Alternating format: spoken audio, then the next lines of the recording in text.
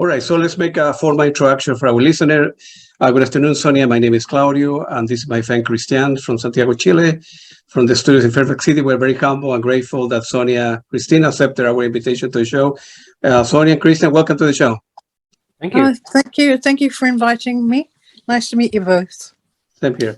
Let me usually start all my interview with the same kind of question. This has been a very weird period for everybody with the COVID, and people believe in vaccinations and people don't believe. How is this? How the COVID, the pandemic affected you, your life, your creativity, your sanity? How are you holding up? I don't mind being at home. In fact, I'm spending more time at home now, and I enjoy FaceTime and Zoom, and because if I want to talk at length to friends wherever they are, I can do that, and that's good. And I just love social media, and there's lots that I can do, in the way of recording and gathering ideas from other people from home. So, I've learned to really enjoy that. And I don't mind my own company anyway, because I'm normally sort of very busy. Yeah, I got you. Let's go back to the beginning. Were you born like in a musical family? I mean, how old were you when you perhaps began taking piano lesson or guitar lessons or what have you? I was about 11 when I had guitar lessons, and I think I had piano lessons for a short while before that, so maybe when I was about 10, but I didn't get very far with the piano. But the guitar was a sort of very brief thing that we learned. I was at a convent school, so I was taught by a nun who was going up to the Spanish Guitar Centre in London and having lessons, and then coming back and teaching a little group of people who were interested. And it was so the first thing that we were learning was flamenco guitar, Spanish guitar. Yep. And so that was my start. And then from that point onwards, I started learning from books and records and things. And then I know, you were some bands before you reach a point when you were, I don't know, finishing high school, 17 or 18-year-old, and you decided, well, on one hand, I love music. On the other hand, I should go to school. Did you get any family pressure to forget about music? You're not going to make any money in the music. Go to school, pick a career, go to university, or was it struggle for you? No, the gap year thing wasn't really a thing then. And no, my parents were very keen for me to go to college and get a degree, because they said you have to have something to fall back on. That's what my dad said. So I auditioned for drama colleges because I've always been very keen on plays and drama and literature and things like that. So that seemed a good option to me. But I only lasted a year there because I was also playing music up and down the country, because I had an agent from when I was a teenager. So he was sending me here and there, and I was also going out at night and exploring London and everything. So so I was just there for that 1 year, and then I auditioned for the cast of Hair, and which was just opening in London, and we were very excited about it because somehow we knew it was something very just very, very important and different, and it was quite hard to get into. We did lots of recalls of auditions, but that was the best drama training I ever had, I think, being in Hair with all the other people. It really was. We were taught to be as powerful performers as possible, and to use the space and be at home on the stage and things. And then got it. And then at an early age, you were involved running the famous Troubadour Club in West London, right? Feel free to, elaborate, because it was a lot of responsibility. I imagine you were, 18, 19 or 20 years old, and you were, running a club. What happened was I was exploring things in London, which were sort of, the clubs like the Speakeasy and the Troubadour, because I was an acoustic performer, and that was that. So it was important for me to kind of go down there and see the other artists who were going on, and then the people who were running the night on a Wednesday night, because I wasn't running the whole Troubadour, but I mean they were running the Wednesday night, and then they went away for a few months, and so I said, can I run it? You know, can I run some shows whilst you're away? And so, much to my surprise, they said yes.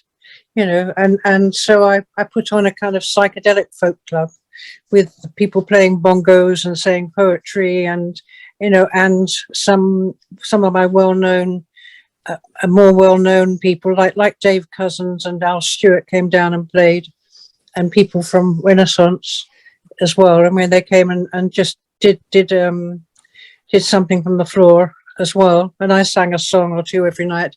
You know, so it was, and it being 1967, everything was very magical, and coincidences would happen a lot. And like, I'd be sitting next to somebody on the train, a young guy, and I'd be talking to him, and I'd say, oh, you wouldn't happen to do light shows or know anybody who does? And he said, oh yes, that's what I do. You know, so well, can you come and do a light show down at the Troubadour? You know, because we're running a night there. You know, so things would just fall into place. You know. Yeah, good for you. Good for you. I'm very happy. Go ahead, Christian, if you can hear us. Christian? Yeah, I can. Yeah, hello, Sonia. Well, again, it's a pleasure and a great opportunity to finally meet you and talk about interesting things. I've been lucky enough to be in charge of some radio stations, as Claudia was telling you, and I had the chance to promote rock and progressive music quite a few times. So I must be honest, I didn't discover Curve there very early. I knew that they were famous. In Chile, there were no records at all pressed here locally. So you only had to have somebody who traveled to Europe and bring the records back and stuff like that. So when I heard that Stuart Copeland played the drums and stuff like that, and I said, and then I really began listening to the music, and I thought it was very interesting. So my congratulations and my admiration for what you've done. And in fact, my first question has to do with that. I think that according to what I've seen and heard, you usually did some poetry reading when you were little or very young, and then you became a front woman. How come you managed to find so much time to many different projects, raising children, etc., different bands? Well, no, it didn't all. My poetry reading was when I was very small. I started that when I was 7, Okay. and I was sort of having voice lessons, elocution lessons, and part of that was learning to recite poems and going into poetry speaking competitions. So that's what I did, and I enjoyed that. And then I moved on to doing drama. So that was all in school time, and I had started. I started performing when I was about 13, and I was going to the local folk club, and I was listening to all the music, all the kind of new acoustic music, the sort of the Bob Dylan and Buffy Sainte-Marie and Joan Baez and Nana Mouskouri and the lot of different people. And I was very interested in what was happening in New York with the beat poets and things like that. And so that was when I was sort of 13 to 16. And then I was still doing it at school. So when I left school to go to drama college, that was when I started just going out and exploring what else there was, and I'm making friends with people in other bands, like the Pink Fairies and the Deviants and the people, the sort of the Portobello scene really, and I went to a few festivals and so on. So, and because I wasn't really keeping up with my work, that was why I left college after a year. They gave me they say go and find out what you want to do, and if you want to come back, you can come back. But so it's basically one thing at a time. That I was always doing from 12, 13 onwards. I was performing with my guitar, and people seemed to like it. So that even though it was very scary, I carried on doing it, and I saw lots of other people performing, and I learned a lot just from being out in clubs and stuff. All right, and what I suppose that you did carry some inheritance from the hair experience into what you did after that, the beatniks, the hippies, and all that. How did you live the transition into something like Curve there?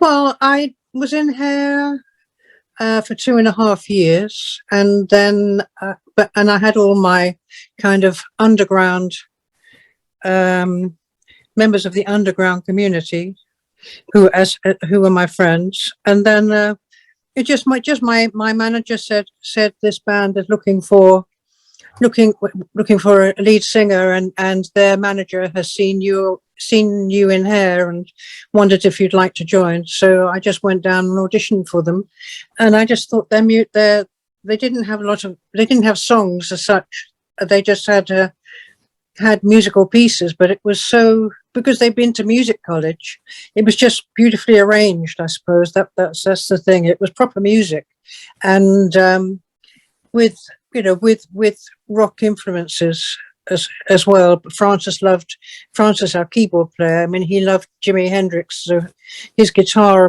was inspired by that, but he also was very interested in modulating sounds and creating strange and new electronic sounds, and so that was part of what we had. And the main writer in the band was a violinist who had got lots of effects for his violin. So there weren't many people who played violin with bands who weren't kind of just straightforward kind of folk rock violinists. So this sort of amplified violin with effects, playing it like a guitar, like an electric guitar in a way, was a new thing. So I landed in a very exciting place. The band were just, and they were all, when we went on stage, we just performed. Everybody just played really well and was into the performance, and they let me do whatever I wanted to do, and we were all really good friends. And people were always saying, well, what about being in this sort of male dominated show business? And to me, because I came into it, I guess.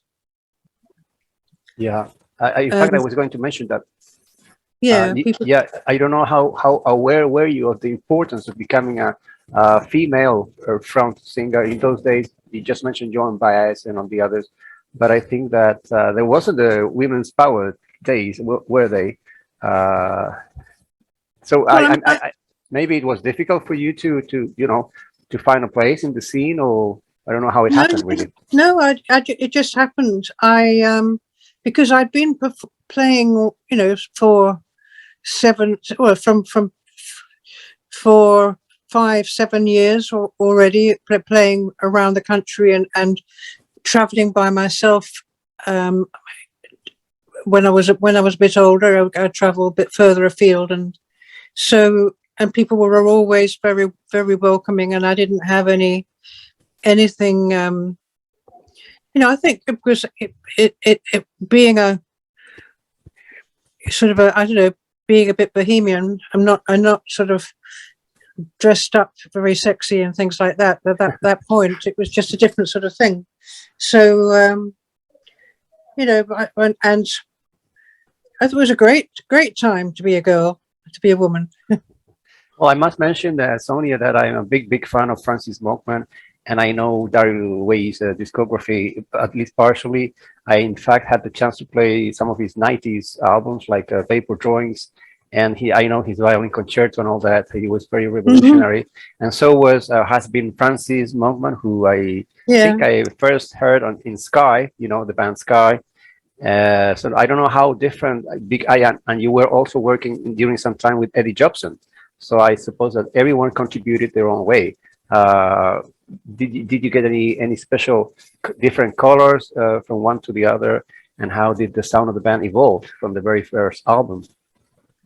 Well, the first album to me was probably the best, because we'd been playing the material before an audience for a long time, and so we'd really had got to know the material really well, and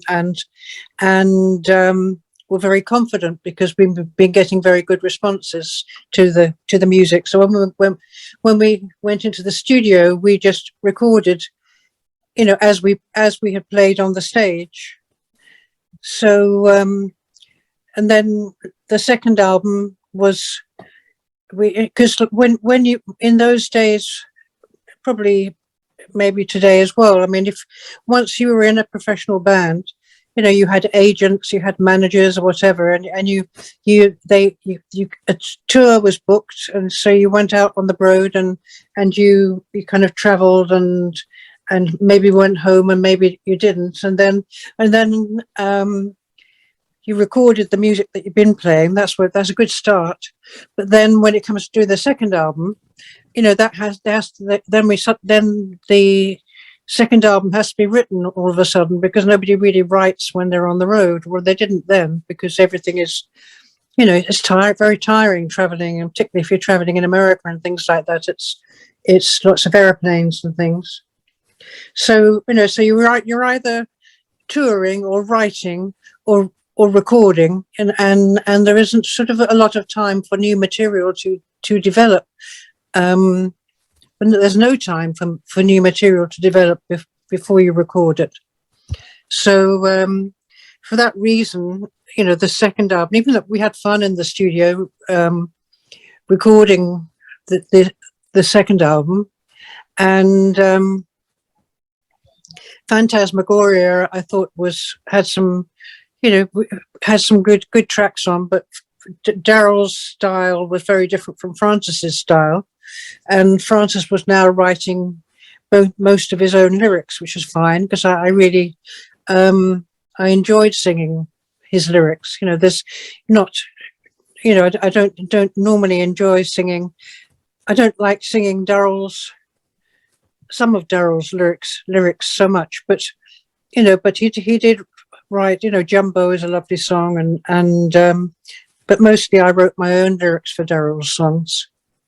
And you got this, on the second album, Backstreet Love, which became, I don't know how successful it was, but it's a surprisingly, very easy listening type of music compared with the rest of the production. So I was amazed by it when I heard that song, really. Yeah, well, that was just another miracle. It's another one of those brilliant bits of magic that happen. You write a song and you hear it on the radio and you think, yeah, that sounds like it's going to take off, just something. You get a feeling that it's going to do well. And then next thing you know, you're on top of the pops, and the next thing the audience are flooding in, and they're all boys, and nearly all boys, because and a lot of people have said that Curved Air were the first live band they ever went to see when they were about 15, these young boys. And so they got, very excited. And I'm not sure, I don't know whether because there was Maggie Bell at the same time as us, and the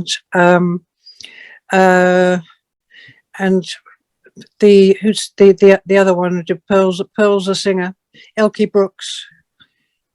I suppose they must have generated excitement too, but I don't know. I didn't really go to any of their gigs. I didn't go to many gigs.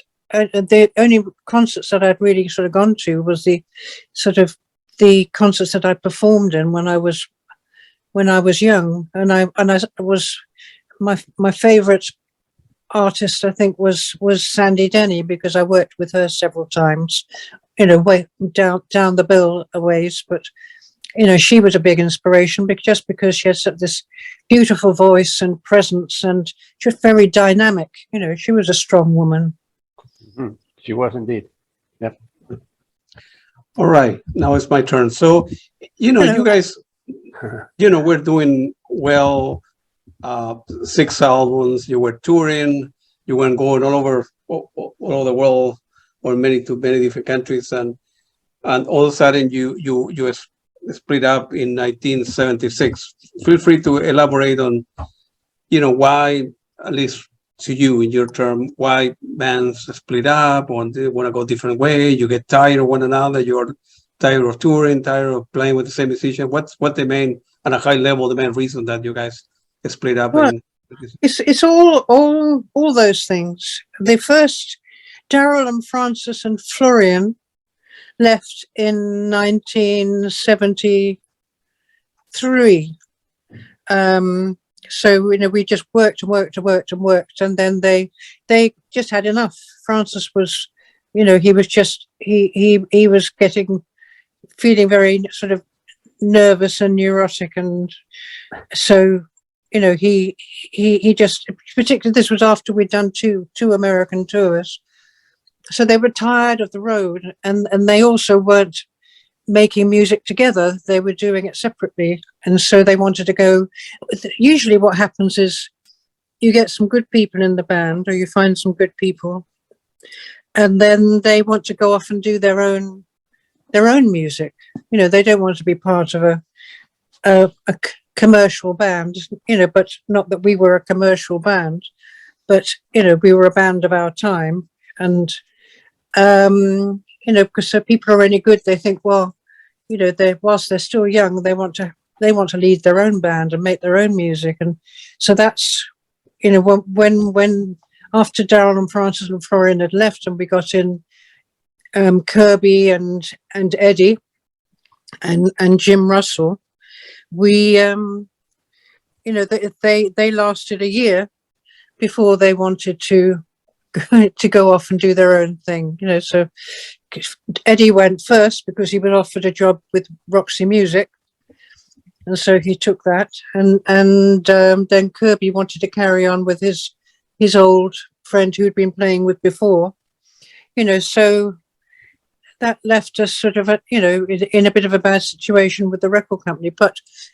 we had a rest until we got back together again with the original band for a big tour, just to make some money to pay some VAT bill, I think, mainly. But that went really well. I mean, that was a very, very electric, powerful sort of experience, that tour. But then the band didn't want to stay together, except Daryl wanted to carry on because he had some musicians he was playing with. So I said no lots of times, because I was beginning to think, hey, I mean, I want to do my own, everything has to be curved air, but because the management people say, oh no, you can't call it the Sonia Christina band, has to be curved air, you have to keep that going because you've got a business going there, so keep it going. So I joined Daryl and his musicians. I didn't really want to, but I had met Stuart because he'd been the tour manager for the tour that we did, the live 3 week sort of brilliant flash around England that we did, and Stuart and I were basically together and living together by the end of that tour, and. So since he was in this band, I thought, well, okay, well, let's do this together. So we got together another, but that was very much Daryl's band again, because he was being the maestro, calling all the shots with that, and I was, well, we recorded Midnight Wire and the Airborne, and they were kind of, Daryl was, it being Daryl's ship, it was kind of, he was sort of into a kind of bluesy poppy sound. It was kind of a different sort of curved air, even though it had violin and a very good guitarist. And Stuart, Stuart, who was very different and creating a bit of a stir with his drumming. So yeah, we nearly fell apart. After Midnight Wire, we recorded an album together. We were very excited by the album, and then the record company said, "No, we don't want that. It's not commercial enough." But we thought it did have some very, very interesting pieces on. So we had to go into a studio with two guys from Muscle Shoals Studios in America. It was a very miserable experience for everybody who had already kind of put their all into these new songs that we'd written, and they had us rewrite bits and pieces and do things and whatever. And so the Midnight Wire that we ended up with, I mean, Midnight Wire was pretty much as it had been at the beginning, the song. And yeah, some of the songs had stayed the same, Orange Street Mission and things like that. But it was just really difficult because, you know, they weren't used to being produced like that. We hadn't been. So that's another thing, you know, the band people, if the people aren't in control of what they're doing, you know, we were in control, but then other people came in to try and change us. So then when we did the second one, by that time I just thought, well, it's trying to be a writer's band, but there's nobody sort of steering it. I mean, Darryl was just writing his couple of songs. There's one long kind of curved, airy, more a longer piece with more parts and experimentation, and then, you know, some more short little ballads. And, you know, I thought, well, this isn't going anywhere. You know, I mean, I wasn't saying that it wasn't curved air, because it was curved air, because Darryl was there and I was there, but we were just, you know, we were going through a process together. And so, and I was, you know, I just felt that I'd come to the end of the line with that, so, which is why I had to take a break. And also, our manager, Miles, and Stuart, and me, I mean, we were going out to see punk clubs and things when we were not on the road. So punk came in, and that was exciting. That you know, having sort of had the feeling that the energy had been burned out of curved air, we were re-energized by punk, you know. And Stuart formed the Police, and that was very exciting to watch it grow and grow and grow and grow. Yeah, I'm happy for you, and I'm happy for Stuart Copeland as well. He ended up doing very well, you know, as himself with the Police, and then doing soundtrack, and have done a lot of things. So I'm very happy for him and as well.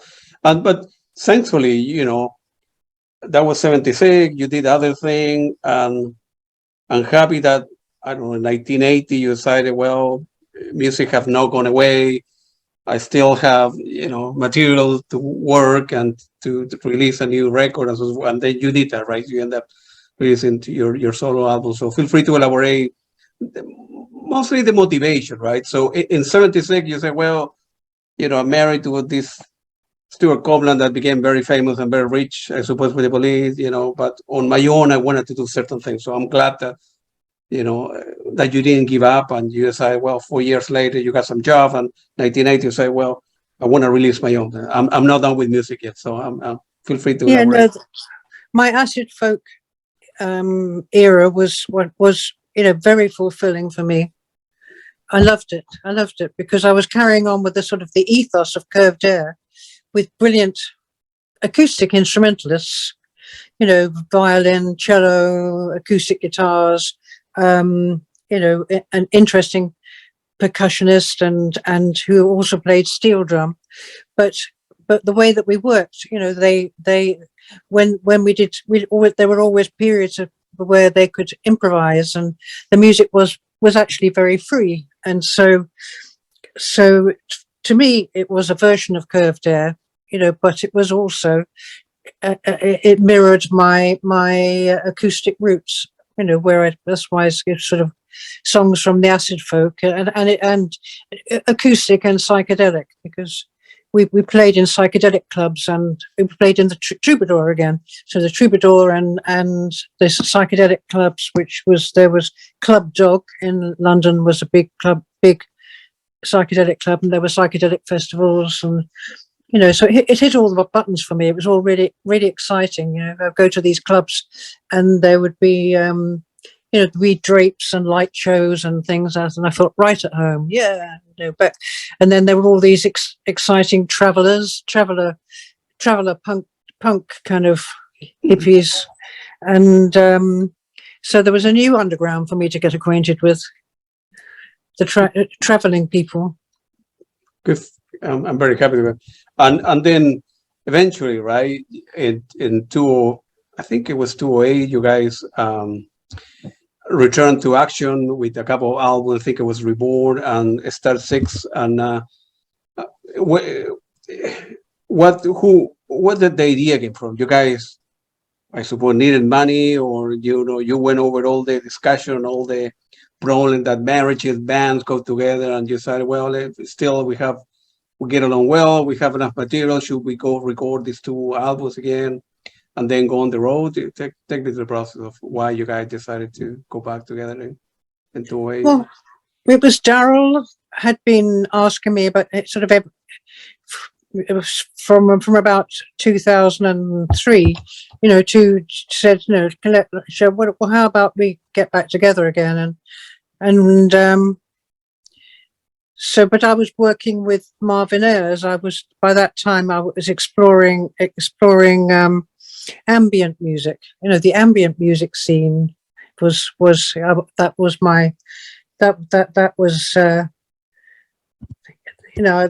inspired by that at the time, because Marvin was a wonderful cellist, but he also did electronic sounds and things. But so I was busy doing that, and so once we'd recorded our second album, then I said to Daryl, okay, let's go for it. And so Daryl and Francis and I and Florian, we met up, and after a while, Francis thought, well, he didn't want to do a slick little show of playing our old hits, that's nothing worse than that for him. He wanted to carry on playing harpsichord and organ music, and things that he loved, things, playing organ music in beautiful churches with wonderful acoustics, making special harmonics. He was still into the tone, but a much more kind of organic kind of thing, which is that is what he is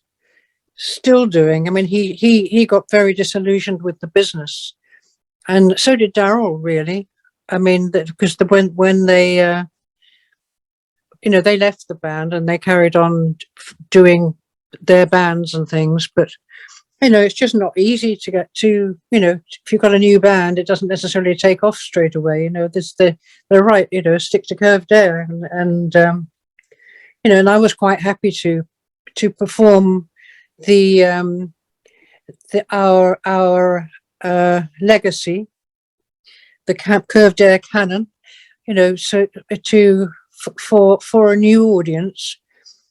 Gradually we get sort of new people and younger people, but and what was lovely about playing Brazil, because we just recently played Brazil, was there's so many more younger people, because they hadn't seen us before. We'd never been to Brazil before.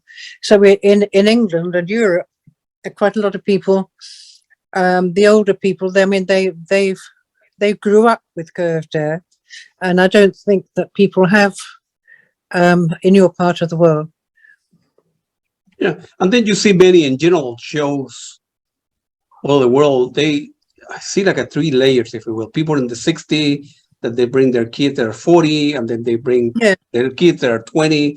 When I see, I went to London to see Genesis, or the people from Pink Floyd, or the people from Depeche Mode, or the people from many other bands. You see many generations, which is beautiful. Some people that you never heard of that before, but the dad was playing music in the car, or the grandpa was playing their vinyls at home, and now all of a sudden people that could be your kids are listening to your music, and that can be, that's a beautiful thing, So well, my sons were into all kinds of good music, you know, jazz and funk and different kinds of bands and music, and then making their own music, you know, making up my son Jordan. He had a very exciting band called Hothead Show, and he went on a tour of Europe with the band called Primus. I don't know if you've heard of Primus, but they're American band. I don't know what you would call them, but they're an interesting band. And you know, but they were sort of grown up in an era. I mean, just the computers were just beginning to happen, but the records were there, the music was out there, the music shops were there. They could hear all sorts of things, and they could turn each other onto things, you know.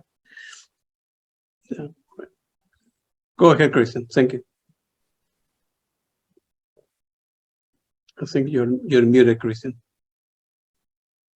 Christian? Yeah, he's yeah. Hello, I'm back. Hello. I meant to ask. I've seen that you went through several record companies, from Warner Brothers onto, well, you know, all the rest. Even Durham. I always remember Durham for the Moody Blues and Camelot, very interesting bands. Can and the live album, in fact, came out on Durham. So how was the management of the record companies of this music? I don't know. Why did you move from one company to the next? I suppose that you were saying that one of them said that they wanted more commercial songs, so you probably weren't. You didn't agree on that. How did all changes happen? Well, we were with Warner's for the first 3 albums. Yeah, and then we were managed by Miles Copeland after we'd kind of before that we were managed by somebody called Clifford Davis or Clifford Adams, both names, and he was sort of, because the person who had managed us from the beginning, and hold on, I've got to plug my phone. I've got to plug my phone in. Hold on. right.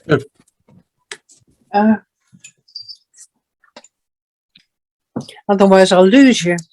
I don't want that to happen.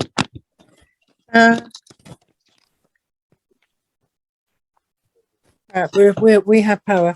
Yeah. So yeah, he tried to Clifford put together. I did some demos, which ended up on the Love Child album, which Clifford put out sort of many years later in the 80s. And so he took my demos to Warner's, but Warner's, you know, because it was then it was really just me, because the others were helping me do the demos, but they weren't part of the band. They were still, Eddie was still going to be with Roxy and things like that. So you know, the Warner's didn't want us anymore because we weren't the original band, and my material wasn't sort of, you know, it was just they decided to not to continue with the contract then. So then there was a bit of a gap, and then Miles put Miles started managing Daryl and what Daryl's material, and then the idea to do a tour with the original band came up, and Miles did that. So he did all the business, the record companies and things. He chose the record company for the live album, the record company that dropped us from that turned the album down. For the first Midnight Wire. And then, yeah, I mean, so he was, you know, he was great. He got a good publicist for us, and you know, and I think that, and I had completely, you know, because I'd had to work and earn money, I'd spent some months working as a croupier in the Playboy Club, and so I was interested in exploring my sexuality for the first time, really. You know, before that, with Curved Hair, I happened to be female, but I just wore you know, I didn't wear dresses and things, but this time after the Playboy, I just went for it, you know. My idea was sort of like space gypsy showgirl, you know. It was lace and feathers and that was fun, you know, because it's also